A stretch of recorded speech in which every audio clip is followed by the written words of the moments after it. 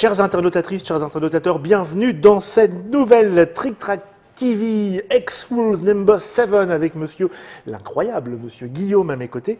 Guillaume qui est venu nous présenter aujourd'hui un jeu qui nous emmène au Japon. Au Japon, alors pas au Japon de maintenant, puisque en plus là je vois, il n'y a pas Tokyo, c'est Edo. On est en 1600, donc voilà, 15e siècle.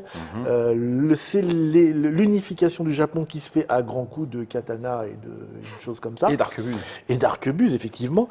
Sekigahara, un jeu de monsieur Matthew Colkins, qui a été édité chez GMT, édité en 2011 pour la première fois, puis réédité, puis qui est en cours de réédition, tu m'avais dit. Exactement, parce que un grand succès pour ce jeu. Oui. D'ailleurs, je pense qu'il dépasse. Alors c'est du pointu, hein, évidemment, quand même. Ouais. C'est pas pour les joueurs de Uno, on va dire, hein, tellement. Ah oui, d'accord. Non, c'est pas. On est quand même, on est là dans le. C'est pas un wargame non plus. Toi, tu dis comment tu appelles ça déjà, des wartos.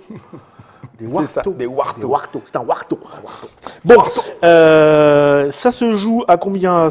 À deux joueurs, voilà, deux minimum, deux maximum. 2 tours par semaine, mais ça c'est le temps de jeu, ça, c'est pas le temps que ça prend à jouer. Combien de temps d'ailleurs ça parce que c'est 3 bonnes heures. Un certain 3 heures. temps. J'ai cru comprendre qu'il y avait des scénarios et une campagne. Non, t'as pas de scénario. En revanche, tu as des conditions de mort subite. D'accord. Tu as une campagne qui dure 7 semaines, c'est-à-dire les 7 semaines de la campagne de Sekigahara, qui en fait se décompose en 14 tours. Mais tu as des conditions de mort subite. Donc tu peux très bien achever la partie au 3e, 4e tour. Ça peut se faire sur certaines parties. La plupart des parties, en général, vont jusqu'à leur terme. D'accord. Donc c'est 3 heures. Il faut compter 3 heures, 3 heures et demie. C'est édité chez GMT, des grands du grand du wargame aussi. Le jeu n'est pas en français, mais vous devriez pouvoir en fouiller ici et là, peut-être même sur Trick Track, si quelqu'un a eu les gentillesses de nous le déposer, des règles de traduction maison en français. Donc la boîte, je te la laisse, je le mets pas par devers lui, parce que tu m'as dit qu'il allait en avoir besoin. Petite présentation. Donc nous avons là un gigantesque plateau très joli, très sobre. Très beau. Alors, juste avant de parler du matériel, oui. toujours l'aparté culturel. Aparté culturel. Jingle. Voilà. Alors, cette période du Japon... tu as amené du bouquin. J'ai amené des livres. Cette période du Japon médiéval, il y a une personne, bien évidemment, qui en parle. C'est lui. Un grand peintre. C'est lui. Eh oui, c'est lui. Ce cinéaste, Kurosawa. Et ce livre, donc, parce que c'était peut-être pas un grand peintre, dans tous les cas, c'était un illustrateur. Et il y avait ça pour oui, non, je sais que non, mais toi tu plaisantes toujours. Oui. Mais tiens, prends ça là, si tu peux le montrer en déporté. Non, voilà. Donc la caméra qui est derrière moi, et notre ami Kurosawa, à travers notamment 2 films essayez de pas vous le emblématiques que sont Ran et surtout Kagemusha, représente assez bien l'atmosphère qui préside, voilà, ça c'est Kagemusha, qui préside justement entre les protagonistes aristocrates de cette époque au Japon. Et c'est vrai que Kurosawa avait l'habitude de travailler avec un certain nombre d'esquisses pour ses films. Mais c'est vrai français en plus. Hein. Oui, parce que c'était une exposition qui avait lieu à Paris. C'est au Petit Palais, d'accord. Et c'était au Petit Palais. Donc ça se trouve encore. Peut-être, sans doute, dans les librairies 30 musées. Je vois. Musée de la ville de Paris. Tu veux donner le code barre aussi? Oui, je peux dicter le code barre. Alors, ça, c'était Kurosawa, les 2 films, Ran, Kagemusha. Ceux qui ne les ont pas vus, regardez-les. Ceux qui les ont vus, vous pouvez les regarder à nouveau. Ah non, mais c'est phénoménal. La deuxième chose dont je voulais vous parler, c'était ce livre, Le Crépuscule des Samouraïs. De Julien Pelletier. Qui vous explique par le menu l'origine de toute la féodalité japonaise qui, croyez-moi, est assez complexe. Ça fait vraiment penser à la féodalité en Europe au XIIe, XIIIe siècle, avant que les États commencent à se constituer en royaume fort. C'est aussi un livre illustré. Voilà, il y a un certain nombre de cartes. Et là, et vous avez cette histoire qui est riche, qui est pleine de rebondissements, et qui vraiment vous présente bien évidemment tous les protagonistes de la... Les grands acteurs du Sengoku Jidai. Voilà, donc qui vont participer à cette campagne. Donc c'est un livre, bon voilà, c'est 200 pages, c'est une synthèse. Pour ceux que ça intéresse, je le recommande. C'est passionnant et ça se lit assez vite. Okay. Alors, c'est chez Economica. C'est chez Economica. un petit peu plus proche maintenant du thème du jeu, ce livre qui s'appelle justement Samouraï, qui va vous présenter Kure. voilà, Mitsuo donc, Kure. qui va vous présenter les protagonistes que sont ces guerriers, les chefs, les armures, leurs armes. Alors, dans ce livre, il y avait quelques petites choses qui nous intéressaient plus particulièrement. Stop, voilà, ça. La bataille voilà. de Sekigahara. Voilà, et là vous avez justement l'exemple de la bataille de Sekigahara que vous ne trouvez pas dans les règles. Alors il y a un très bon article dans les règles de plusieurs pages qui vous explique tout le contexte historique, donc ça c'est parfait. Quelle la bascule, hein. Oui, bah c'est surtout à ce moment-là qu'en fait Tokugawa va prendre le pouvoir et ensuite il lui faudra encore quelques années pour liquider le fils de Hideyoshi qui était décédé et là cette fois-ci réellement mettre la main sur le pouvoir politique au Japon. Mais cette carte ici de Sekigahara, c'est ce qui manque en fait dans la règle qui nous permet de bien comprendre et bien appréhender ce qui s'est passé, Mais sachant là, que le jeu a l'air d'être à une échelle beaucoup ah plus ben oui, grande. là on est sur stratégique, sachant que Sekigahara c'est là. Alors ils l'ont quand même indiqué, mais c'est pas une bourgade, hein, Sekigahara. Tiens, stop là, ça c'est intéressant. C'est en fait une sorte de lieu-dit à l'endroit où va se dérouler la rencontre. Alors ceci, je voulais vous le montrer parce que ce sont les mon. Alors les mon, ce sont en fait les emblèmes des différents clans qui se sont battus et sachant notre héraldique. Voilà, et c'est ça, sachant que les pions sont représentés justement par des mon. Et là, vous les avez ici. Alors vous avez les principaux qui sont retranscrits bien évidemment sur le jeu, mais là vous avez donc le détail. Donc pour ceux qui veulent aller un peu plus loin dans les armures. En fait, dans l'histoire des samouraïs. Hein, je précise bien, là, c'est pas l'histoire du Japon, même si bien évidemment les deux sont liés. Vous avez, c'est un bel ouvrage, bon, tout à fait complémentaire. Ensuite, pour donc ça, je rappelle, Samouraï Mitsuo Kure, et ça, c'est édité aux éditions Philippe Piquier. Voilà, 25 €. Je le dis. Ça, c'est pour Mops.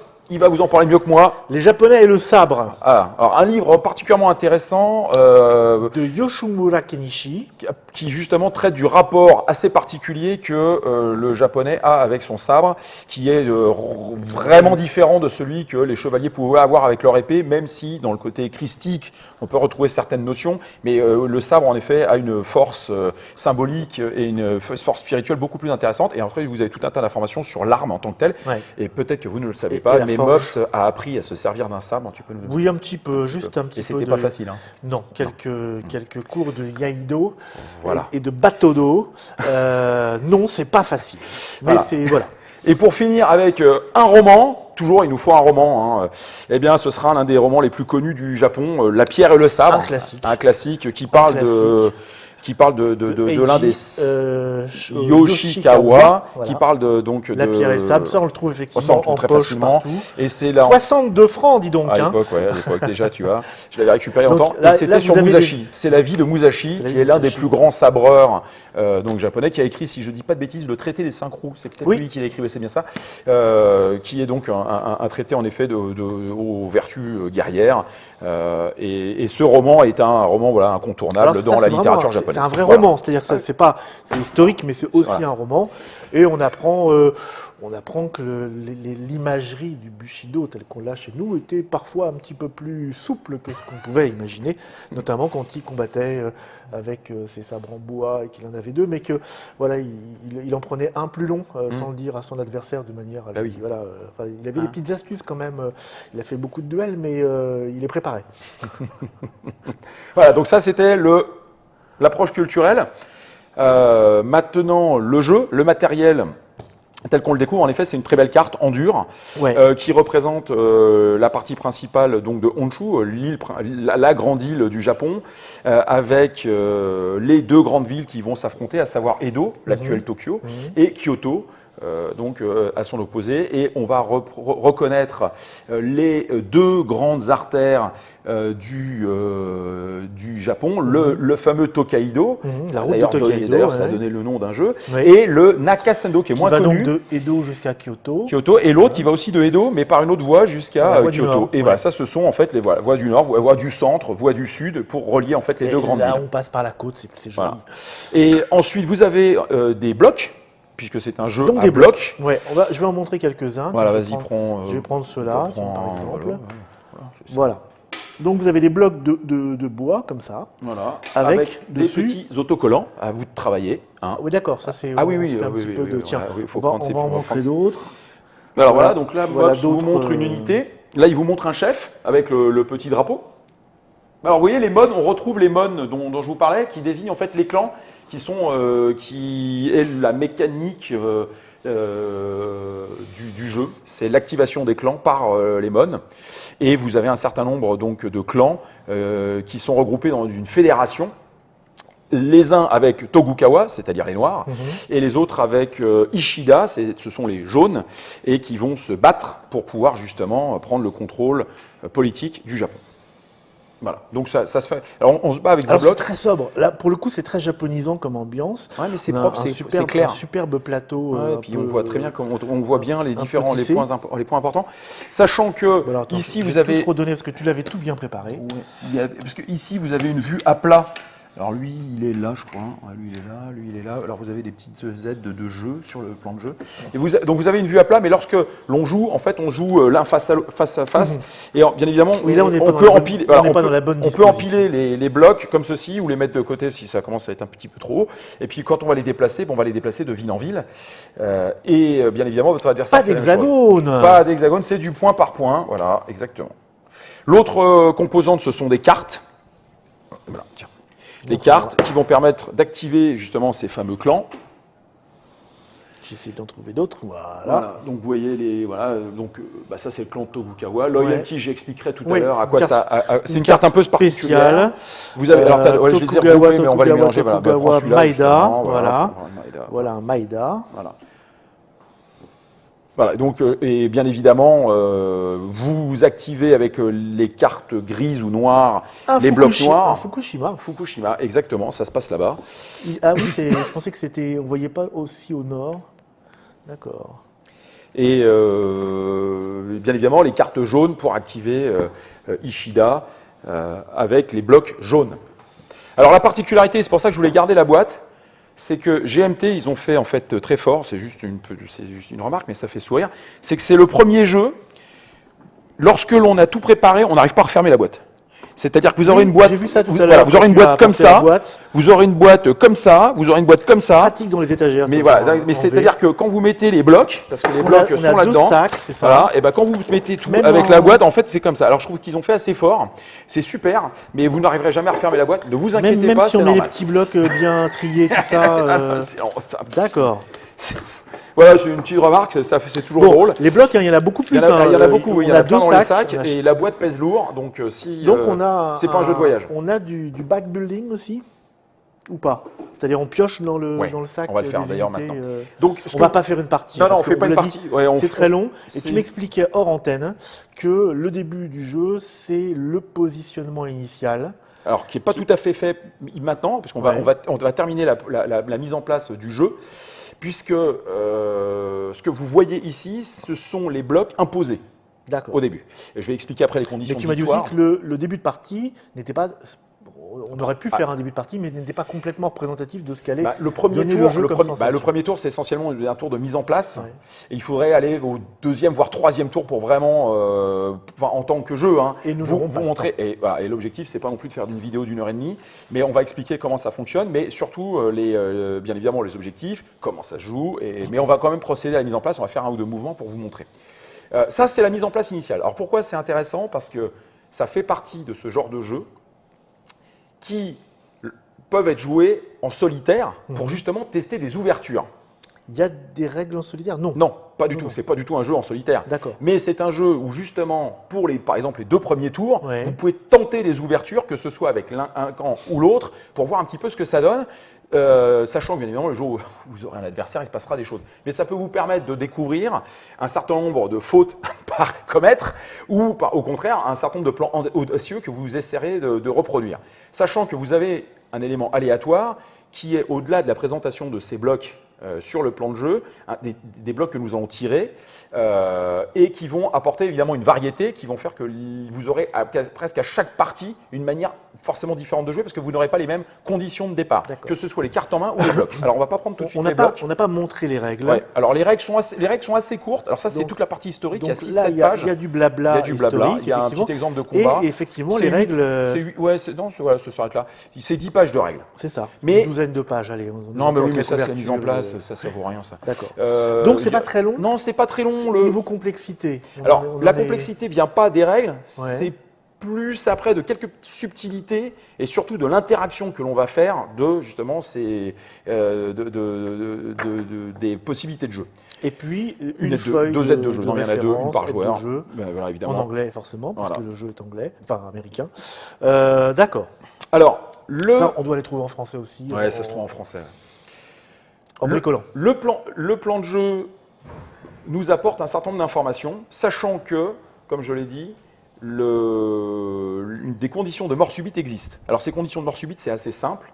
Si le joueur noir arrive à prendre, en fait, Osaka, pas Kyoto, hein, Osaka, ici, et donc à s'emparer de ce pion, ici, celui-ci, qui est l'héritier, en fait, légitime de Hideyoshi, il l'emporte instantanément.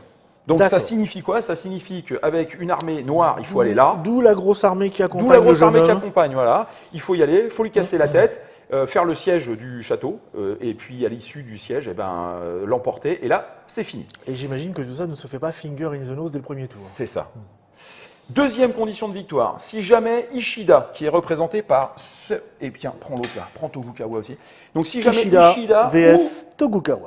alors Ishida en jaune, Tokugawa en noir, meurt Ah oui. lors d'une bataille, eh bien, la victoire va évidemment au camp adverse. Si les deux meurent simultanément, c'est toujours Ishida qui l'emporte en cas de match nul, en cas de mort simultanée. Et si jamais, au bout du 7e tour, lors du décompte des points, il devait y avoir également une égalité, c'est à nouveau Ishida qui l'emporte. Ah oui. C'était le. Donc c'est un élément assez important le à prendre en sens de compte. l'histoire allait vers lui. Bah, c'est surtout que par rapport aux moyens dont il a disposé et par rapport, en fait, si tu as la force et la puissance de feu de Tokugawa, il a été décidé pour l'équilibre du jeu de donner l'égalité à Ishida, sachant qu'il débute en fait avec un désavantage qui est le nombre de châteaux qu'il possède. Alors je vais vous le montrer, et c'est également pour cette raison qu'il remporte les égalités. Tiens, redonne-moi les deux pions, Voilà les s'il te chefs. plaît. Voilà, ça sont les patrons. Et voilà, ça c'est pas compliqué. Mort subite. Le nombre de petits points là qu'il y a sur le côté. C'est pour dire que c'est le patron. D'accord. Un chef normal a 1, Ouais. et les chefs, les grands chefs, ils ont 3. Voilà. Comme ça, ok. c'est pour pas se tromper. Donc ça, c'est très bien, c'est graphique, on ne peut pas se tromper. Maintenant, si à la fin du jeu, c'est-à-dire au bout des 7 semaines, parce que cette campagne a duré 7 semaines en 1600, point culminant la bataille de Sekigahara, ça représente 14 tours, 2 tours par semaine, d'accord? Si au bout de 14 tours, la victoire automatique n'a pas été acquise, on va compter des points qui vont être représentés par les châteaux, qui Alors, sont soit gris au début, soit jaunes. Vous êtes un petit peu loin là, mais on les voit ici. Alors, Voilà, vous avez des effectivement, châteaux, là, voilà. Là, il y en a un gris, Là, il y en a un gris, là, il y a un jaune, un gris. un jaune ici, voilà. Voilà, donc les châteaux valent 2 points, donc c'est quand même très important. Et ensuite, vous avez ce qu'on appelle des points de ressources, qui sont en fait les points rouges. D'accord. Effectivement, on a des villes en crème. Alors, vous avez et des villes, en voilà, rouge. et vous avez les points. Et ces points valent 1. Et le but du jeu, à l'issue des 7 semaines de conflit, c'est celui qui a le plus de points. Donc, il faut pas oublier. Donc, c'est un jeu D'accord. Si de c'est sur positionnement. la durée, faut tenir les positions. Voilà, il faut tenir. Et donc, c'est un jeu de positionnement. Alors, c'est ce qui déjà amène 2 stratégies très intéressantes. Vais-je essayer d'abattre mon Le adversaire, rush. voilà, donc pour Tokugawa d'aller prendre l'héritier, ou pour l'un des deux d'ailleurs d'essayer de tendre un piège pour déclencher une grosse bataille et finalement tuer mon adversaire, ou vais-je faire plutôt du positionnement? Alors, on peut aussi faire les deux. Enfin, voilà, on peut aussi faire on peut éviter les gros conflits, mais jouer seulement sur justement du positionnement. Ou faire du petit siège. Enfin, il y a plein de petites manières d'aborder en fait cette stratégie. L'important, c'est qu'il ne faut pas oublier quand même quelles sont les conditions de victoire. Mais déjà, c'est assez intéressant. Alors, pourquoi disais-je qu'au début, Tokugawa a un avantage? Eh ben, c'est simple parce qu'en fait, il contrôle 5 châteaux. 1, 2, 3, 4. Et le 5e, attends, j'ai dit 1, 2, il est là. Voilà. Vous avez 1, 2, 3, 4, 5. Donc il contrôle 5 châteaux quand Ishida n'en contrôle que 4. Donc il a un avantage, ce qui oblige de toute façon Ishida à prendre quand même les devants pour justement déjà rattraper ce déficit de 2 points. C'est pour ça que Au niveau des règles de jeu, le château apporte une protection. Oui, tout à fait. On va le voir notamment en combat. Alors ça, c'est donc le premier point important concernant justement les objectifs de victoire. Maintenant, ce que l'on va faire, avant d'aller plus loin, c'est que l'on va compléter le plan de jeu. Alors, Ça, vous avez alors là, c'est vrai que c'est un petit peu compliqué à voir, mais vous avez sur les pions des petites étoiles, des petits carrés, triangles qui vous disent où poser les pions dès le début. C'est pour ça que cette mise en place est… Alors, je vais vous remontrer, là, par exemple, vous Voilà. avez, c'est très discret, mais vous voyez juste ici, là, en bas à droite, un petit carré qui est un carré Voilà. de positionnement. Voilà, et qui dit qu'on est forcément à Edo. Voilà. Voilà, c'est simple. Hein.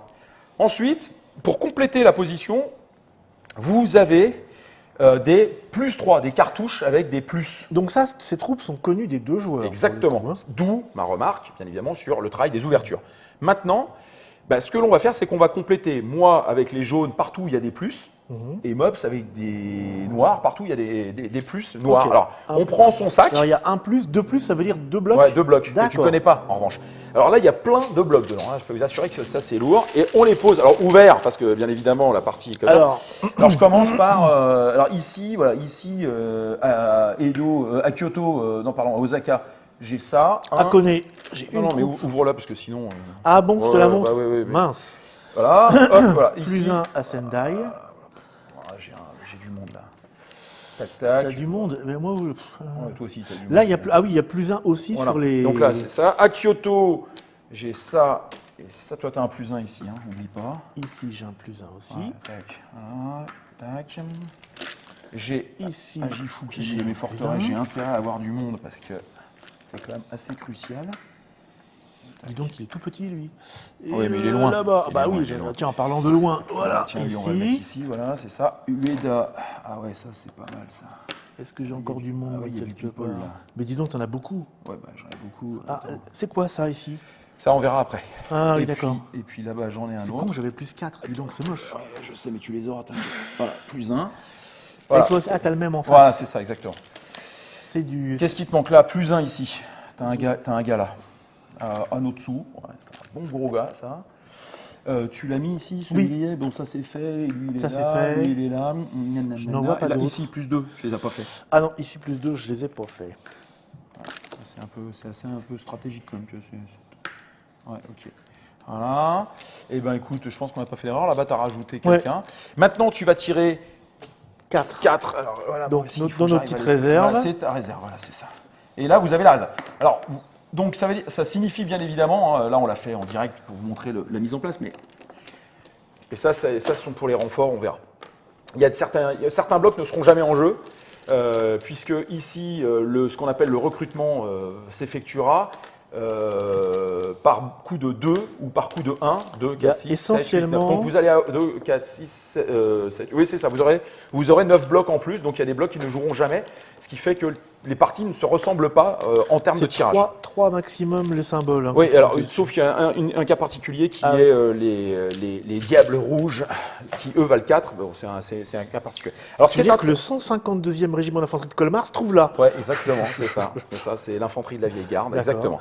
Alors, voilà, ça c'est pour vous montrer en fait une mise en place de partie qui forcément va avoir une incidence sur la manière de jouer lorsqu'on aura des cartes, puisque c'est grâce aux cartes que l'on active nos blocs. Alors, il y a une chose qui est intéressante dans Sekigahara, c'est qu'il y a un souci quand même de coller à la réalité historique, à travers justement le fait que l'on ne peut pas activer tous les blocs, parce que ces chefs de guerre qui s'étaient regroupés dans des sortes de coalitions étaient, si vous voulez, des daimyos puissants qui avaient eux-mêmes leurs propres intérêts politiques. On était dans un régime féodal. C'est un régime féodal. Donc, les alliances et les allégeances étaient mouvantes, les rancœurs tenaces. Non, mais c'est très important. Et c'est pour ça que je vous conseillais tout à l'heure ce fameux livre, parce que vous avez des histoires incroyables qui se passent sur un siècle. Mon grand-père a été insulté parce que lors de la charge contre un tel il y a un siècle, on lui a volé la préséance. Enfin, c'est des trucs de fou, avec un code de l'honneur assez incroyable. En plus, il faut savoir que là, on revient d'une campagne en Corée où il y a eu 2 guerres en Corée menées par les Japonais contre les Coréens et les Chinois qui ont laissé plein de rancœurs entre tout un tas de rivaux. On en a toujours les traces. Voilà, hein, ça n'a pas beaucoup donc, arrêté. et donc, il y a des allégeances qui sont fluctuantes, il va y avoir des trahisons, d'ailleurs c'est ce que l'on va voir, et justement l'un des points importants, c'est que pour Ishida au début, il a des blocs qui se trouvent ici, qui sont particulièrement puissants, puisque ce sont des blocs à 3. Alors 3 sur un bloc, ça veut dire que c'est ta puissance de frappe. D'accord. Donc quand vous avez 1 mon, vous valez 1, quand vous avez 3 mon, vous valez 3. Voilà qui est simple. Voilà. Et là, vous cognez fort. Et bien, ces gars-là, au début, ils ne sont pas en jeu. Pourquoi? Parce que le clan Mori, qui était un clan très puissant justement, avait estimé que n'ayant pas été placé à la tête de la coalition au niveau militaire, pas politique mais militaire, et ben finalement, ils ont fait un peu leur mauvaise tête et ils ont attendu pour intervenir. Cette défection, entre guillemets, coûtera à Ishida la victoire et lui coûtera la campagne. Ah oui. Ah oui, oui, parce qu'en fait, là, on parle d'une armée de 30 000 hommes, 30 à 40 000 hommes qui, en fait, n'interviendra pas. Non, bah non, on n'y va Et pas. ce qui est très intéressant, c'est que Tokugawa leur expliquera que pour finalement cette espèce de félonie, parce qu'ils ne sont vraiment pas fiables, il va briser en fait leur royaume, il va le morceler et les en fait Mori seront écartés du pouvoir. Sauf que ce qui est intéressant, c'est que 250 ans plus tard, ils vont se venger. Ah oui. Ah oui, oui, c'est très intéressant et ils vont en fait collaborer à la perte justement des Tokugawa qui en fait vont régner sur le Japon pendant 250 ans. Alors c'est assez intéressant d'avoir tout ça en tête parce que ça reflète exactement, je dirais, certaines mécaniques de jeu. Alors l'autre mécanique de jeu qui se retrouve dans cet aspect, ce sont les fameuses cartes loyauté. Alors tiens, je voilà. vous en ai montré une tout Voilà. à l'heure. Alors Voilà. tiens, prends-en deux, il y en a deux. Non, prends-en deux check. Alors, il y a trois cartes loyauté chez Ishida et il y en a quatre chez Tokugawa. Pourquoi? Parce que ce sont des cartes justement que vous allez jouer à un moment durant des batailles pour essayer de retourner les pions de votre adversaire à votre avantage. Alors c'est un système qui est assez malin et qui fait que vous pouvez avoir un plan très parfaitement huilé. Et là, je te promets que je vais te donner un bon château avec plein de koku. Koku, c'était l'unité monétaire par rapport en fait aux ressources en riz, puisque tout était calculé par rapport aux ressources en riz à l'époque. Et là, bah, si vous ne pouvez empêcher cette défection, vous perdez votre unité qui passe en face. C'est assez malin. On va voir bien évidemment que ces cartes, bah, elles apparaissent de manière quand même aléatoire. Mais lorsque vous en avez une, vous avez un moyen assez puissant finalement de déstabiliser le jeu de l'adversaire, mais ça reprend en fait, cette notion tout à fait réelle et réaliste des changements d'alliance. Alors, ceci étant dit, quelles sont en fait les possibilités de jeu des joueurs? Que fait-on? Que fait-on? Parce que là, déjà, on voit qu'elle est attaquer l'infante, ça va être compliqué. Oui, alors c'est sûr, ça va pas être facile. Alors, ce que l'on peut faire... Donc, j'imagine qu'il y a plein de sièges de châteaux. Il peut y avoir des sièges de château, il peut y avoir des choses. Alors, ce qui se passe, c'est que durant son tour, comme je l'ai dit, vous avez, durant une semaine, vous avez finalement 2 tours de jeu. Le premier joueur jouera 2 fois premier et le deuxième jouera 2 fois deuxième. On va déterminer à un moment par le jeu secret d'une carte qu'on aura en main, celui qui a l'initiative. Celui qui prend l'initiative peut décider de jouer en premier ou de passer. Ça peut à un moment être stratégique pour voir notamment ce que l'adversaire va faire. Ou alors au contraire pour essayer de lui écraser la tête le plus vite possible sans lui laisser l'occasion de réagir. Ensuite, ce qui se passe, c'est qu'on peut faire 2 choses, c'est-à-dire qu'on peut se déplacer et après on peut combattre. D'accord. Alors, pas dans l'inverse, si on peut combattre et se déplacer, non. Non, c'est d'abord déplacement, après combat. Mais on peut aussi très bien faire l'impasse sur le déplacement pour certaines raisons et après combattre, si l'occasion se présente. Puisque pour combattre, faut-il déjà se rapprocher de son adversaire. Et trop combat, en fait. Voilà, et tout. Alors, ce qui est intéressant, c'est que comme vous le voyez, la situation stratégique est quand même assez complexe, puisque on n'est pas face à face là, hein, au niveau stratégique, c'est que toutes les unités sont en fait imbriquées les unes les autres. C'est-à-dire qu'ici, vous avez une opposition qui se profile. Ici, on est quand même très proche d'Osaka. Là, vous avez en effet le clan Ueda qui se trouve un peu isolé au milieu des Noirs. Et puis ici, vous avez Miyazu qui, lui, pour le coup, est un peu tout seul. Donc, c'est-à-dire que c'est un vrai jeu où l'équilibre de la partie se joue en fonction vraiment de vos choix, parce qu'il est impossible de dire je vais bétonner d'un côté puis je vais attendre que l'autre vienne se fracasser. Non, c'est pas possible, puisque comme je l'ai expliqué, si vous prenez des points en fait économiques qui sont représentés par les points rouges, vous gagnez à chaque fois un point de victoire. Ça va quand même relativement vite. Mais il faut le tenir. Il faudra le tenir. Il y a certaines conditions. Il y a des lignes de ravitaillement, des choses comme ça? Alors, c'est pas vraiment, ça fonctionne pas en termes de ligne de ravitaillement. Là, on peut se retrouver isolé. C'est pas un problème. On considère qu'on vit sur le pays. C'est pas une attaque à l'étranger, c'est une guerre civile, on va dire. Ouais. Non, et puis surtout, ça veut dire qu'après, pour combattre, il faut être sur place. Mais ça veut dire qu'on empêche une armée de se déplacer. Bon, donc, c'est ce qui peut avoir un intérêt. La notion en fait de mouvement va se faire à travers le jeu des cartes. Et toute la subtilité du jeu va être justement la gestion de ces cartes. Donc maintenant, on va parler un petit peu des Donc nous avons chacun notre paquet. Voilà, chacun a son paquet. Et ce qui est très important, les 2 paquets ne sont pas les mêmes. Donc, jeu asymétrique. Donc, une forme de jeu asymétrique avec ses forces, ses faiblesses. Vous allez avoir, en fait, 3 types de cartes. Tiens, je vais te les montrer avec le jaune, comme ça. Tiens, on va prendre celle-là. Voilà, prends ces 3-là. Là, je vous montre, en fait, les cartes. Alors, en bas de la carte, ce que vous découvrez, c'est justement la valeur d'initiative. Celui qui a la carte la plus forte lorsqu'on détermine l'initiative l'emporte. Et les 2 cartes sont défaussées. C'est très important. Hein. C'est celui qui perd l'initiative, il ne reprend pas sa carte en main. D'accord. Donc voilà, il y a un 3, un 5, puis l'autre, je ne sais pas ce que c'est. Un 1. Un 1, voilà. Donc on peut bluffer, faire semblant de... Ou alors on peut essayer, bien évidemment, ce sont les cartes loyauté qui sont les plus fortes, hein, parce qu'elles ont cette... D'accord, donc c'est comme ça qu'on gère l'initiative. Ça, c'est comme ça, voilà comment on gère l'initiative en début de tour. Pour le tour. Pour le tour, pour la semaine, en fait. Pour le tour complet, pas par tour, pour la semaine qui se décompose en 2 tours. Ça veut dire qu'on va dépenser cette carte uniquement pour l'initiative. Voilà, exactement. D'accord, elle n'aura pas d'autres... Non, et elle est défaussée. Enfin, elle est défaussée dans sa pioche, sachant que lorsqu'on vient à bout de sa pioche, on mélange. Par rapport aux 3 cartes qui sont montrées, voilà. Alors vous avez, je pars de gauche, c'est la carte Ukita, là, ici, donc permet d'activer un bloc en combat, puisque vous avez un mon. Vous avez la carte ensuite qui est la carte avec les 2 mons qui vous permet d'activer d'un coup 2 blocs, et puis vous avez après une carte simple. La différence entre la carte simple qui se trouve à droite et celle qui se trouve à gauche, c'est que celle avec le sabre vous permet d'activer des unités spéciales que sont les arquebusiers ou les cavaliers, pour pouvoir en fait avoir plus d'impact au combat. Ça, c'est la relation de la carte au combat. Sachant que là, je vous ai donné des cartes du clan Ukita. Ça signifie que on ne peut activer des unités que de son propre clan en combat. Ça semble logique. Ça semble logique. Si je joue une carte, par exemple Kobayakawa, je ne peux pas activer les mon, donc les blocs. Les fameux Kobayakawa qui trahissent aussi normalement. Hein. Oui, c'est ça, mais ils trahissent. Ils trahissent justement au moment le plus important de la bataille de Sekigahara. Donc ça veut dire que ces cartes que vous allez avoir en main, elles vont vous permettre en combat de ne faire combattre que vos propres unités, celles qui sont représentées par les cartes. Ces mêmes cartes, lors de la phase de mouvement, vous allez pouvoir les dépenser pour pouvoir justement recruter, déplacer vos unités.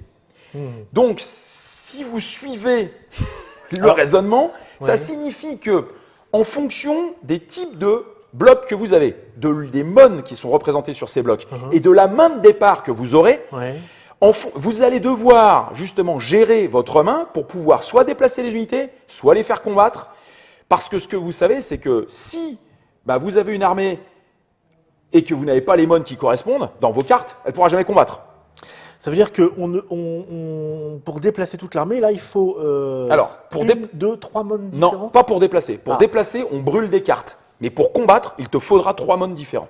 D'accord. Donc, c'est-à-dire qu'il y a une gestion qui est assez fine, et même c'est le moteur du jeu, entre quelles sont les cartes que je vais brûler pour déplacer mes troupes ou recruter, et quelles sont celles que je vais absolument garder pour pouvoir combattre par rapport à la stratégie que je me suis fixée. Parce que dans la bataille, il y en a qui ne vont pas combattre. Exactement, parce qu'on n'aura pas les mons. Eh oui, c'est ça. Et ça représente encore ce qui se passe. Il y a plein de batailles où vous avez des groupes de 5000, 10 000 gugus qui restent l'arme au pied, qui regardent les copains se faire massacrer, parce que pour des raisons diverses… On nous a pas dit. On nous a pas dit, on nous a pas dit. L'ordre, non, mais en fait, lui, je l'aime pas. Bon, bref, passons. Mais là encore, c'est une manière de refléter cette époque assez étonnante. Et là, il va falloir faire des choix. Alors, il y a une chose intéressante, et j'engage tous les joueurs qui s'intéressent à Sekigahara, qui ne le connaissent pas, parce que ceux qui savent y jouer, bien évidemment, ont déjà fait l'analyse, c'est qu'il faut absolument prendre les différents clans pour faire l'analyse du nombre de cartes par clan, rapporté au nombre de blocs disponibles, d'accord, et d'analyser quelles sont en fait la force des cartes. Alors, tous les clans ont une carte double. Ouais, tous les clans ont une carte double. Ça, ils en ont tous. La carte double. Maintenant, vous avez des clans… C'est quoi la carte double? Ça veut dire 4 unités? Non, 2 unités. C'est pas 2 plus 2, c'est 2. C'est 2. C'est pour les avoir en main comme ça, pour pouvoir les lire, qu'on soit gaucher ou droitier. C'est pour les gauchers ou les droitiers. Ok. Donc là, c'est… Mais en revanche, vous avez des clans qui ont 3 cartes sabres, 4 cartes sabres, il y en a d'autres qui en ont 5. Ça veut dire que eux, vous avez intérêt… Ça sera plus facile. Sabres, là. Oui, parce que là, tu es sur Tokugawa qui, lui, justement, active les unités spéciales. Après, vous avez des clans qui ont beaucoup de cartes et vous avez des clans qui ont peu de cartes. Donc, c'est-à-dire que votre probabilité de tirer à un moment certains clans, elle va être assez faible. Alors, si vous partez dans une stratégie qui est basée sur l'activation d'un clan au faible potentiel de cartes, il ne faudra pas vous étonner de pas forcément pouvoir en fait. Parce que tout ça, on le mélange. Et parce que bien sûr, tout ça, on va le mélanger là. D'accord. Donc voilà, on prend tout ça. Donc ça, c'est une analyse, bien évidemment, qu'il faut absolument faire. Vas-y, on va mélanger ça parce qu'après, on va ouvrir avec 5 On a cartes. combien de. Alors, 5 cartes. tiens, tu prends les cartes loyauté également. On démarre avec 5 cartes. Le premier tour, les joueurs démarrent avec 5 cartes, sachant que la manière, bien évidemment, de refaire sa main, ça se fait lors des combats. Toutes les cartes que l'on a jouées en combat et qui ont donc été jouées, donc dépensées, sont reprises. Celui qui perd en fait un siège pioche par bloc perdu, c'est une manière d'équilibrer les choses, une carte. Et à la fin de au début du tour, Ils sont pas pratiques, hein. parce qu'elles sont assez rigides. Oui, elles sont rigides. Elles sont rigides. Et au début de chaque tour, vous devez prendre les cartes qui vous restent en main, diviser par 2, arrondi en fait Ah non, c'est pas, au supérieur. c'est pas fait. En inférieur. C'est pas fait pour. Ouais, ça, C'est pas de la carte de poker. Non, c'est pas de la carte de poker. Ça, et ensuite, vous piochez 5 cartes. Alors, ce qui est intéressant, c'est que celui qui a le plus de châteaux, donc c'est Tokugawa au début, il en pioche une de plus. Déjà, lui, il ne piochera pas 5, mais 6 cartes. Et l'avantage d'avoir le plus de points de ressources, c'est de pouvoir rajouter des blocs ici en renfort, puisque là, c'est 2, on peut monter jusqu'à 3. Alors, on va essayer d'avoir un truc. Bon, non, mais ouvre-les parce que de toute façon, on va regarder ce que ça donne. Voilà, 1, 2. Est-ce que j'ai réussi à les mélanger? 3. Moi aussi. 4. Moi aussi. Si. Voilà, donc là, ce qui est intéressant, c'est qu'ici, on a 2 mains de départ. Voilà. Qui sont standards. Hein. Ici, voilà, il y a. Ça brille un peu chez moi là, mais bon, voilà. Ça fait ici, il y a 3 clans en combat. Hein. Oui. Ici, voilà, tu vas le faire comme ça. Ouais. Là, tu as 3 clans 3 également, clans. avec une préférence pour Fukushima. Donc, Fukushima, j'en ai un voilà. petit peu ici. T'en as un petit peu ici. Et puis, ici, c'est là. Ouais, non, c'est là. Je me suis trompé tout à l'heure. Pourquoi c'est j'en ai là. là-bas Ouais, d'accord. ils sont là. Mais c'était bon. Donc ici, c'est pour ces unités-là, sauf que bon. Alors l'avantage de C'est des unités spéciales. Alors l'avantage de ce gros mon, là, celui à 4, c'est que tu peux l'activer avec n'importe quelle carte. Ah, c'est un joker. C'est une sorte de joker. Alors, comme nous sommes en début de partie, il est vrai que la première chose qu'on va faire, c'est plutôt essayer de se déplacer, Troupe là-bas. d'essayer de se déplacer, essayer en fait de prendre position. Mais on peut commencer à bâtir une stratégie. Par exemple, Mops va peut-être décider d'utiliser justement ces 2 cartes-là. En vrai, on ne les voit pas. On ne les voit pas, bien sûr que non. Et pour se déplacer et garder celle-là pour combattre. Une question. À ce moment-là de la partie, on a vu quelles étaient les forces là. Est-ce qu'on passe en face cachée? On commence à jouer, on passe. Ah non, dès le début, on est en face cachée. Les blocs. Oui, tous les blocs. Tous les D'accord. blocs sont face cachée. Donc, il faut avoir un peu de mémoire parce on doit savoir. Oui, mais tu le sais, puisque tu connais la mise en place. Donc tu sais très bien connais, qu'ici, tu tu connais. sais très bien qu'à chaque fois, tu auras les diables rouges qui démarrent là. Tu sais, en revanche, après, tu as les petites surprises. Là, le fait que tu aies un mode à 3 ici, c'est une petite surprise. Parce qu'on va voir qu'il peut se passer des choses, notamment lors des phases de déplacement. Alors, ce qui est intéressant, c'est d'abord la phase de déplacement. La phase de déplacement, elle se gère justement par l'utilisation de ces cartes. Et là, on peut faire en fait des choix qui sont indiqués justement sur l'aide de jeu. Alors attends, je vais te montrer à quel endroit. On peut le regarder ici, c'est presque plus simple. Voilà, mais attends. Voilà, oui, c'est ça. C'est buying movement. Donc, si vous le voyez correctement, ouais. Ici, vous pouvez jouer de 0 à 2 cartes. Pour justement obtenir des effets qui sont totalement différents. 0 carte, vous allez pouvoir changer éventuellement toute votre main. Et retirer. Si jamais vous considérez que votre main va à l'encontre de votre stratégie, donc c'est une manière de faire. Ou une partie des cartes, voilà. Mais en revanche, la phase de mouvement après est terminée. On peut également faire ce qu'ils appellent une attitude minimale, c'est-à-dire déplacer seulement un bloc. Non, pas un bloc, un groupe de blocs. Mais c'est gratuit. Pour 1, on peut déplacer 3 groupes de blocs. Et pour 2 cartes, ce sera en fait tous les blocs. Plus du recrutement, sachant qu'on peut troquer aussi du mouvement pour du recrutement, notamment lorsque l'on dépose, lorsqu'on dépense. Ah oui, tous les 2 blocs. cartes. Oui, mais 2 cartes. Et on en repioche combien les cartes? Et justement, c'est ce que je viens de te dire. Tu ne repioches qu'à l'issue d'un combat, si tu perds un siège ou au début du tour suivant. Donc c'est pour ça qu'on vous disait tout à l'heure que le premier tour, c'est vraiment un tour de mise en place. Il ne se passe pas grand-chose parce qu'on n'a pas beaucoup de cartes. Il faut un tour, voire 2 tours pour commencer à être en fait au contact. Alors après, comment ça se passe? C'est relativement simple. Vous dépensez par exemple une carte. Disons que voilà, moi je suis le premier joueur, bah voilà, c'est moi. Hein. J'ai gagné l'initiative. Donc en dépensant une carte, par exemple. Alors moi c'est vrai que c'était pas fait. Non, j'aurais pas gagné l'initiative parce que j'aurais jamais brûlé ça. Donc on va dire que c'est parce qu'il y a l'initiative. Il faut être le plus Moi j'aurais brûlé un 1. Ben non, il faut être le plus fort. D'accord. J'aurais brûlé un. Toi t'aurais brûlé un 2. Je sais pas, Bah, un Koto Kawa à 2, tiens par exemple, parce que tu te gardes ceux-là. Voilà. Donc ça c'est Et tu le mets à côté, c'est la défausse. Voilà. Bon, donc c'est Mobs qui démarre. Ah, maintenant, Mobs, bah, il voit ça. Il peut éventuellement, s'il veut se faire une stratégie justement Fukushima, parce qu'il a des belles cartes Fukushima, même si bah, il n'en a pas énormément, c'est son problème. Ouais. Alors, ce qu'il peut faire, c'est en revanche, il peut faire rentrer. Parce que j'en ai là. Voilà, t'en as là en réserve. Si il joue par exemple celle-ci, tu as le droit soit de déplacer Mais là. 3 groupes, pas 3 blocs, 3 groupes de blocs.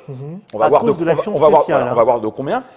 Mais il peut également faire rentrer, à la place d'un mouvement, les mônes, un groupe de blocs du même mon. Donc tu pourrais par exemple faire rentrer ces deux-là, en fait, ici, à Fukushima, parce qu'ils ne peuvent apparaître bien évidemment que sur le mon qui leur correspond.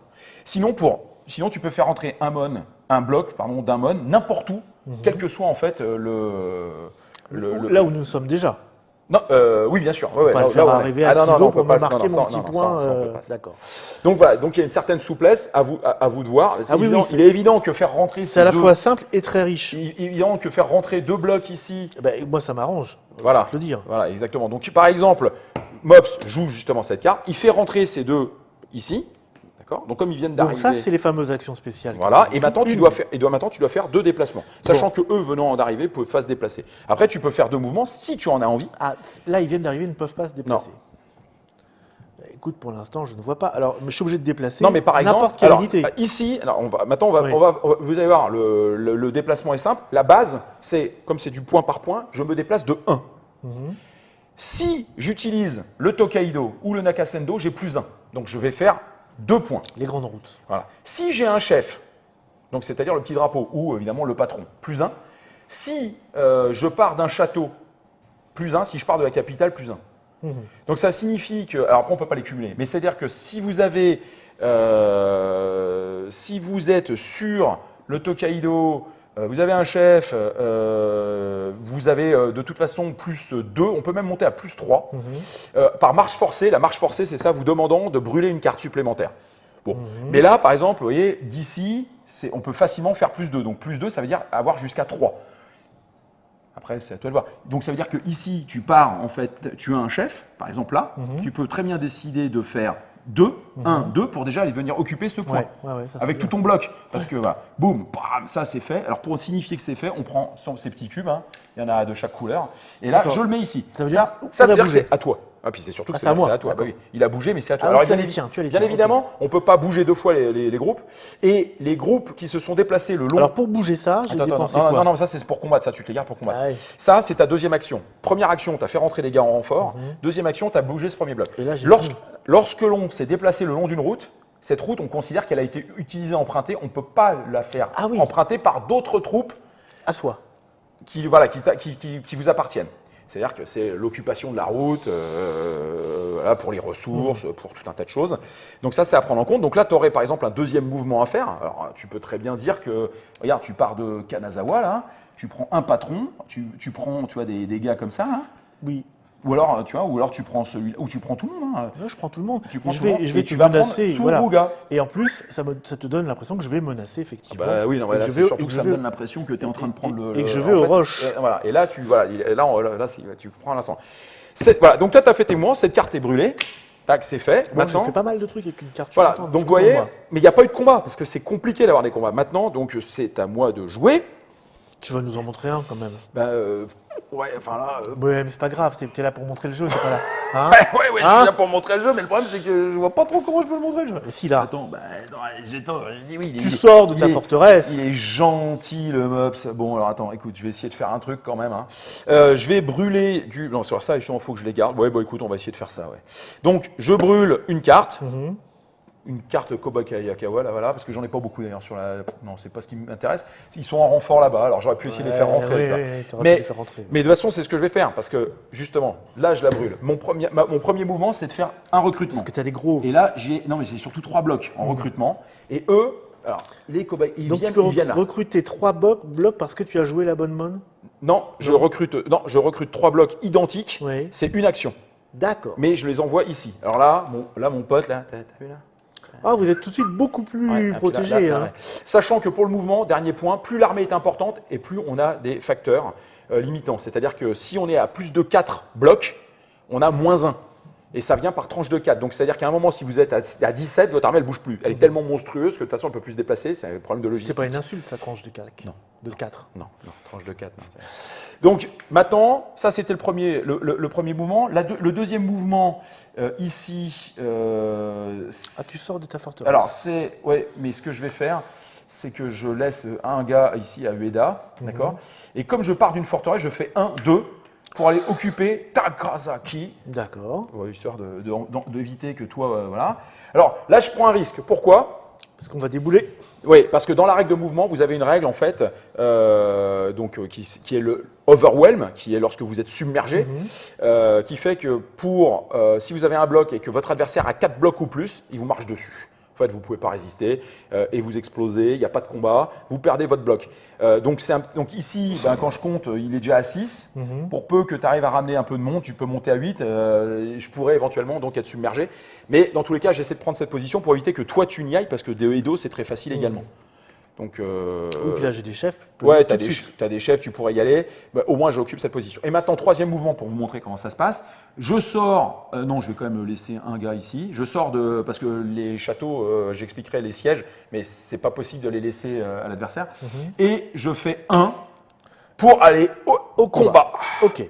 Au combat. Donc là, à ce moment-là, Ouais. nous ne savions pas quel type d'armée nous avons. Est-ce Non. qu'on les dévoile ou pas? Ah oui, là, on dévoile pas comme ça. Les combats, donc ça, c'est une autre phase, bien évidemment, qui va se jouer à l'aide des cartes, ce que j'expliquais tout à l'heure. Là, comme vous l'avez compris, Mobs est relativement mal parce qu'il ne peut déployer qu'une seule unité, c'est-à-dire celle-ci. Mais toi, tu ne le sais pas. Non, ça, je ne le sais pas, sauf que si, je sais à quoi tu démarres là. Donc, c'est-à-dire que c'est plutôt moi qui prends un risque. Tu ne sais pas ce que j'ai en main. Voilà, exactement. Tu ne le ferais pas en vrai, ça. Ouais, parce qu'en fait, ou alors il peut bluffer, parce que c'est aussi un jeu de bluff. Je peux me dire, c'est pas possible, il n'est pas venu là, à poil. Bah si, parce qu'il me bluffe, parce que comme ça, après, c'est peut-être lui qui va monter le siège. J'ai des troupes que je ne contrôle pas, mais voilà. pas du tout. Maintenant, moi, l'intérêt, c'est que j'ai 2 cartes qui sont assez Et puissantes. toi, tu contrôles les tiennes. Moi, je contrôle les miennes. Donc, je viens. Et ce qui se passe, c'est que c'est toujours, bien évidemment, à l'attaquant de jouer en premier. Comment ça va se passer au niveau des combats? Celui qui perd le combat perdra un bloc de son choix. D'accord? Ça, c'est la règle de base. Maintenant, vous allez avoir ce qu'ils appellent l'impact. L'impact, c'est donc la force que vous délivrez sur le champ de bataille, puisqu'on parle de contact, de choc. Il faut s'imaginer que là, même s'il y a un peu d'arquebuse, ce sont quand même 2 masses qui viennent se rentrer dedans à grands coups d'épée, de hallebarde, de plein de choses. Et il va falloir faire des dégâts. Et ces dégâts sont en fait inscrits ici. Et dès qu'on arrive à faire 7 de dégâts, et c'est par tranche de 7, c'est un bloc qui saute. Alors des deux côtés, il peut y avoir des batailles assez sympathiques. Et on va voir que l'objectif, ça va être de cumuler ou de réussir à cumuler des blocs qui en fait se répondent pour pouvoir gagner. Et c'est d'où l'intérêt après des unités avec les sabres qui permettent en fait de pouvoir rajouter des bonus. Alors, une unité de base, elle vaut 1. Un gros bloc à 3 vaut 3. Et lorsque vous lancez par exemple un arquebusier ou un cavalier, vous avez un bonus de plus 2.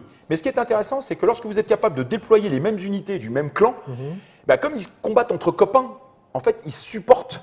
C'est-à-dire que le premier va vous donner plus 1, l'autre va vous donner après plus 2. Ah oui. Et là, on monte dans les tours. Ah oui. Ah oui. Ah mince. Ah ouais, zut, t'es mort. Donc, vous ça, allez voir ce qui se clairement. passe. Alors, la règle dit que les chefs, là on rentre un petit peu dans les détails, mais c'est pour vous donner un peu de subtilité, un peu d'envie de jouer quand même. Moi, je déclare que alors, ils ne les voient pas, mais sans jouer de cartes, si on déploie d'abord un chef. Je suis confiant à ce moment-là Ouais, encore. si on déploie d'abord un chef, Ouais. eh ben, on brûle pas de cartes. Tu me le montres, c'est ça? Ouais, je te le montre. Je te dis oui. tac. Et là, je vaux 1. Un kakemono. Voilà. Et c'est à toi de voir. Maintenant, c'est à toi. Parce que si tu n'arrives pas Ouais. à être supérieur à moi, je peux continuer de jouer. Toi, t'as 1. Ouais, mais je peux continuer. Ouais, déjà, si tu ne viens pas là, tu as perdu la bataille, tu perds un bloc, c'est gratuit. Je ne peux jouer qu'un bloc, monsieur. Et encore, je ne peux pas le jouer parce que ce sont Non, des... si tu peux jouer un chef. Le chef, c'est... Oui, mais j'ai pas le... C'est pas grave, tu peux jouer un chef D'accord. sans carte. Bon. Tu joues un chef. Là, on est à 1-1. Ah, je me souviens de toi. Ouais, ok. Maintenant, Tu as insulté mon grand-père il y a 600 ans. pour déployer mes unités Uzuegi, je vais jouer justement une carte Uzuegi. Alors, pas celle-ci, tiens, pardon, celle-là. Ouais, c'est mieux. Voilà, qui est une carte normale, un mon. Alors, je la brûle. Et je révèle à Mops ma grosse unité Uzbegi. Et là, je ne vaux pas 3, je vaux 3 plus 1 parce que j'avais déjà un chef Uzbegi. Donc je suis à 4 et 1, 5. Et que fait-on pour s'en souvenir? On prend son petit bloc de couleur et on le met là. Et Mops, il est à 1. Et là, Mops, il sait que ça va être sa fête. On peut fuir. Ouais, bah tu peux dire stop là. Et si tu dis stop. Parce que voilà, genre, la question que je me posais, c'est que donc moi j'ai effectivement une unité Fukushima, mais Ouais. qui a des pistoles. Ouais. Et j'ai pas la carte qui va spéciale. Donc est-ce que je peux la Ah bah non, tu peux pas la jouer. Justement, si peux t'as pas de sable, Donc, ça sert. je ne Alors peux si plus tu la joues, rien. elle vaut 1. Ouais. Elle vaut 1 et tu perds ton arquebuse. Là, si si tu je la... joue ça, ça vaut 3. Ah, tu peux pas le jouer ça, parce que peux pas le jouer t'as du pas tout. le mon. Donc si tu Donc je joues, peux rien jouer. bah il vaut mieux pas jouer là. Non, mais j'ai pas le choix, je ne peux rien jouer. Ouais. Donc ce que je fais, alors, tu as eu peur, hein? Et je m'enfuis. Voilà, c'est ça. C'est que toi, t'arrêtes de jouer. Donc ce qui se passe, c'est qu'à ce moment-là, moi, je joue une deuxième carte Uzbegi. Non, mais arrête. Voilà. Je mets en jeu mon deuxième bloc C'est pas- qui me permet en fait de faire 3, 4, 5. Est-ce Donc que je fais 1, 2, 3, 4, 5. Je Est-ce- suis à 10. est-ce Pourquoi vraiment raisonnable, Non, là c'était nécessaire. C'était pas raisonnable, nécessaire. Je passe en fait le chiffre 7 Le fatidique. fameux 7. Le fameux 7. Je m'arrête. Là, à ce moment-là, donc ce qui se passe, c'est que Si tu les passes pas le 7, bah, tu n'as qu'une seule perte parce que tu as perdu le combat. Ici, ces unités en fait restent donc ici, elles ont gagné. Lui, donc tu perds, voilà. je prends. Et ce qui se passe, c'est que tu es obligé de perdre deux blocs. Pardon. Donc lui, ton Deux chef, blocs. bah, ton chef Dont parce le qu'il a, chef. parce qu'il a combattu. Voilà. Et après, tu en choisis un autre. Eh ben écoute, du coup. Ouais, voilà. mais non, Non, parce que non, lui, il te celui-là. sert, lui, il te sert pas à grand chose là-bas en fait. Voilà. Et Donc, là, ça va tu où, dois ça battre en retraite. Alors, battre en retraite, ça veut dire quoi? Ça veut dire soit venir ici, soit venir là. Bon, c'est peut-être plus intéressant parce que là, c'est ta source de ravitaillement, enfin de renfort, Ouais. pour regrouper tes gars. Non, tu bats en retraite de 1. Voilà, On va faire la retraite. voilà comme ça. Voilà. Voilà. Et j'ai pris le. Comme dans le vrai jeu. Voilà. Donc, vous avez eu un combat. Ah bah bonjour le combat. Voilà. hein. Alors, moi, il me reste une carte. Toi, il t'en reste 3. Ce qui se passe, c'est que j'ai dépensé en fait 3 cartes. 3 cartes. Non, j'ai dépensé 2 cartes en combat. Pardon. Oui, c'est bien ça.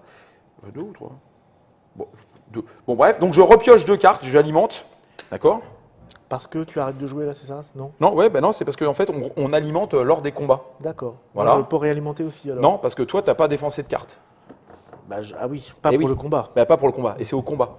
Voilà. Alors, ensuite. J'aurais bien voulu, note bien. Ouais, mais bon, voilà. Donc voilà, donc ça, c'est pour vous montrer un exemple. Donc, bah, c'est pas inintéressant parce que j'ai récupéré ça. Il a perdu déjà 2 blocs. Alors, les blocs sont définitivement détruits.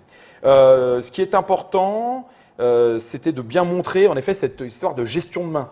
Vous ne savez pas ce que vous allez piocher comme carte, il n'y a aucun moyen de le savoir. Donc, c'est quand même une stratégie qui est aussi assez opportuniste, mais il y a aussi de la planification. Ayant ça en main, Bah oui. j'imagine qu'en vrai, j'aurais dû me défausser de ces cartes-là. Ouais, je sais Pour pas, en c'était piocher trop dans d'autres. l'exemple. Mais tu vois, ici, tu as ça aussi. Tu as, Ouais. quand même ça qui Bah, vient d'arriver. Ouais, non, mais attends, Elles là, viennent t'as- d'arriver, mais elles peuvent pas bouger. Ouais, bah, Voilà. elles peuvent pas. Oui. Oui, mais au prochain tour, elles bougent. C'est Tu ça. planifies. Puis quand tu vas les bouger sur le Tokaido, ça va faire le petit train. Tu peux aller m'exploser ici. Tu te doutes en plus que si tu as vu les cartes que j'ai jouées, vous savez en fonction des cartes qui sont tombées qu'elles Oui. peuvent pas retomber. Donc, vous voyez, il y a toute une Elles reviennent connaissance. jamais en jeu, les cartes? Si, mais Si. une fois qu'on est arrivé au bout de la pioche. Ah oui, donc allez. c'est pas tout de suite, tout de suite. Donc c'est pas tout de suite. Donc si vous avez des clans qui s'activent beaucoup, vous savez qu'ensuite ils vont être beaucoup plus calmes. Et d'où l'importance de bien connaître son jeu et celui de l'adversaire pour voir les clans qui peuvent être les plus actifs et ceux qui seront forcément les moins actifs. Le dernier point que je voulais aborder par rapport au combat, c'est justement le siège. Alors on peut, lorsque vous avez une armée, on peut en fait venir mettre le siège dans un château, sauf que dans un château on ne peut être que 2 blocs.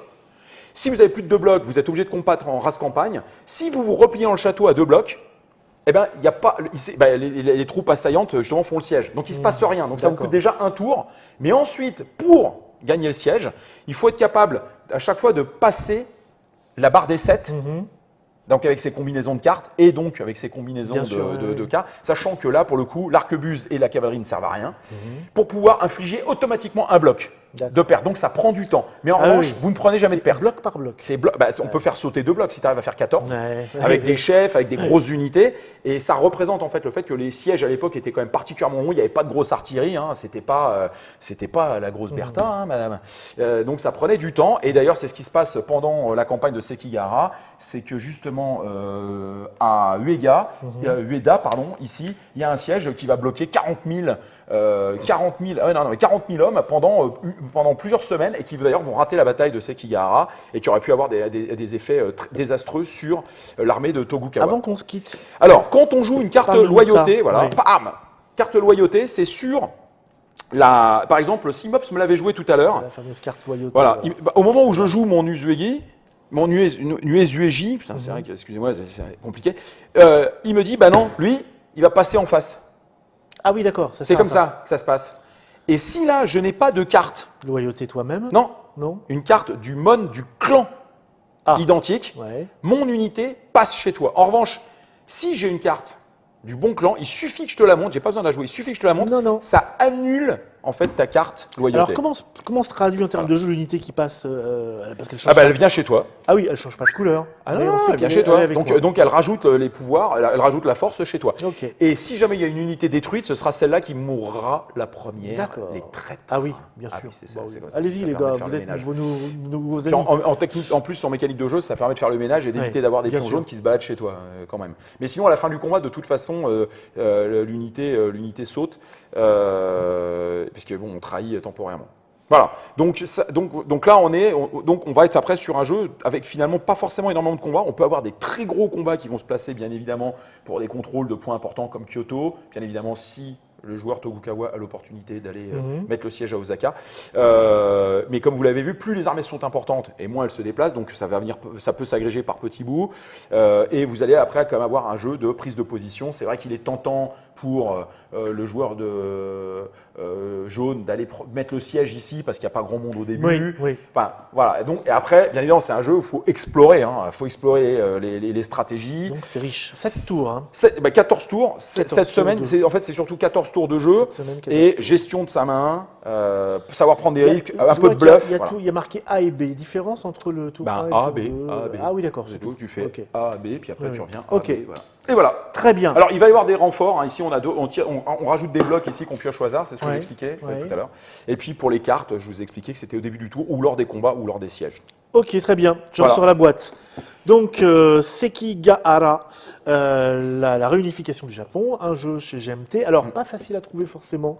Tu me En disais, ce moment, oui, il est en cours de réimpression, où il vient d'être réimprimé. ça donc, fait 2 fois qu'il a été. oui, je crois que il a c'est la été réimprimé. deuxième. Faut On est savoir sur la que deuxième ou Chez deuxième. GMT, on est sur des petits tirages, parce que ça touche un public un peu pointu. Mais ouais, mais enfin, il a un bon succès. Aux et donc, États-Unis, il y a des attendent- tournois. Ils font sur souscription, je crois, sur leur site, c'est ça? Ouais, il me semble- ouais, je crois ouais, Voilà. je crois qu'ils procèdent Directement aussi de sur cette leur manière. site, où il y a des boutiques en France qui en ont encore peut-être, ceux qui Ouais, il font faudra aller regarder aussi du sur wargame Internet. ou de l'historique. Donc là, il faut aller fouiller un peu, ou aller directement sur le site de GMT, où en général, il faut s'inscrire. Et puis, quand ils ont un certain nombre de commandes, et ben, hop, la production repart.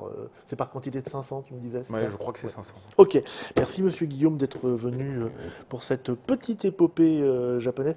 Même quand tu prends des exemples, tu me fous sur la gueule quand même. Hein, j'ai remarqué ça. Je pensais que c'était, mais bon, on verra. Donc voilà, un jeu de Matthew Colkins. Vous retrouverez l'affiche sur Trick Track. Et puis bah voilà, pour ce qui est des règles françaises, il va falloir bricoler. On essaiera de les retrouver nous puis de les mettre directement sur l'affiche. On se retrouve pour une prochaine chose bientôt, avec un univers différent, j'imagine. Je sais pas encore, non. Non, Voilà, je pense que le prochain X-Roll, on passera sur du Numéro 8. napoléonien, on passe au Napoléon. peut-être la guerre du Vietnam américaine, Ouais. et puis aussi peut-être de Oui, c'est l'Antiquité l'anniversaire de- avec Spartacus. C'est l'anniversaire de Waterloo bientôt là. En juin. En Mais en juin, nous aurons sans doute un alinéa spécial Waterloo. D'accord. Donc voilà, des petites De choses. pleine. Bon, très bien. Merci à vous de nous avoir suivis. J'espère que vous saurez dorénavant à quoi vous en tenir sur ce jeu. Vous a-t-il donné envie ou pas? En tout cas, c'est le but de Monsieur Guillaume, de vous donner, de vous expliquer, savoir si le jeu est pour vous ou pas. Nous, on se retrouve pour une prochaine Trick Track TV qui sera pas forcément X-Rules, qui sera pas peut-être. C'est quoi ton autre émission déjà? Alinéa Alinéa, voilà, c'est ça. T'en as d'autres de prévus aussi encore? Oui, normalement, on doit en 2 avant l'été. Oui. Une sur. Et si la France avait continué la guerre en 40 Ouais. Une uchronie guerrière. au lieu ouais. de baisser pavillon peut-être trop vite, justement. Bon, on bah alors, parlera. on Et attend. Waterloo. Et Waterloo. La On se campagne retrouve des donc 100 jours. bientôt, nous, pour d'autres jeux. Très bientôt. Ciao, bis à tous. Salut.